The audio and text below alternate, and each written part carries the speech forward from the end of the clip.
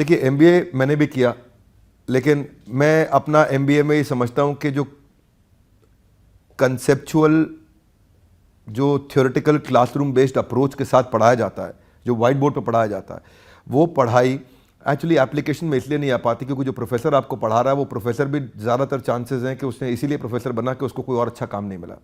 हमारे देश के प्रोफेसर, जिनकी मैं इज्जत तो करता हूँ, पर मैं चाहता हूँ कि वो ग्रो करें, क्योंकि उनकी जो थ्योरेटिकल पढ़ाई है वो एग्जीक्यूशन में मदद नहीं कर पाती। तो एमबीए की पढ़ाई किससे होनी चाहिए?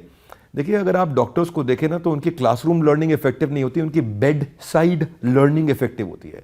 यानी कि अस्पताल में बेड के साइड पे खड़े होकर वो जितना सीख सकते हैं उतनी क्लासरूम में पढ़ करके नहीं सीख सकते। ठीक उसी प्रकार बिजनेस में भी, जिसने बिजनेस किया हो, जब वो बिजनेस सिखाता हो, तो हमारे जो बिलियनियर प्रोफेसर्स हैं, जब वो आके बिजनेस सिखाते हैं, जिन्होंने खुद बिजनेस को बिल्ड किया, तो वो पढ़ाई बहुत काम की होती है। डॉक्टर बिंद्रा, आप ही की बात से यहीं से मैं आगे बढ़ाती हूँ। आपने कहा कि practical knowledge is very important, वो बहुत ज़रूरी है थ्योरेटिकल से। आप ये मुझे बताइए कि आपके जितने भी कोर्सेज हैं वो सारे ऑनलाइन हैं मोस्टली, तो उसमें प्रैक्टिकल नॉलेज तो कोई भी इंसान गेन उस समय कर नहीं रहा होता है, उसके बावजूद वो कामयाब कैसे होता है? नहीं, पहले तो खैर डिजिटल नहीं है, सब फिजिटल है, फिजिकल प्लस डिजिटल। हमारे फिजिकल इवेंट्स भी होते हैं, लोग वहाँ भी आते हैं, लेकिन ये मेरे अलावा कई लोग पूरा डिजिटल भी कर रहे हैं। मैं उनके लिए भी कहना चाहूँगा और अपने लिए भी कहना चाहूँगा कि डिजिटली भी आपके पास इंटेलिजेंस होना चाहिए कि आप कंटेंट का डिसेमिनेशन करते कैसे हैं।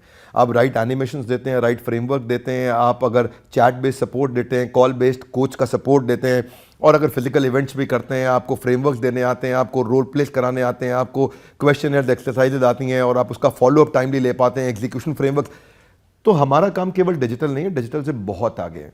हम लोग इस इंडस्ट्री के अंदर नंबर 1, 2, 3 नहीं है कि आज तक नंबर 1 है, लेकिन हम अपनी इंडस्ट्री में दी ओनली 1 है। दी ओनली 1 का मतलब है कि नंबर 1 पे भी हम हैं, 2 पे भी हम हैं, 3 पे भी, 4 पे भी, 5 पे भी। वो सारी रैंक हम इसीलिए होल्ड करके चलते हैं क्योंकि हम रोज कंज्यूमर के नज़दीक बैठते हैं कि इसको क्या तकलीफ आ रही है, उसकी तकलीफों को कैप्चर करते हैं, उसको प्रोडक्ट में डालते हैं, फिर तकलीफ को कैप्चर करते हैं, प्रोडक्ट में डालते हैं। ये मंथन हम लोग लगातार करते हैं कि कंज्यूमर को चाहिए क्या है। असली ऑर्गेनाइजेशन ना श्वेता जी सफल वही होती हैं जो कस्टमर के हिसाब से प्रोडक्ट बनाती हैं, अपने हिसाब से नहीं।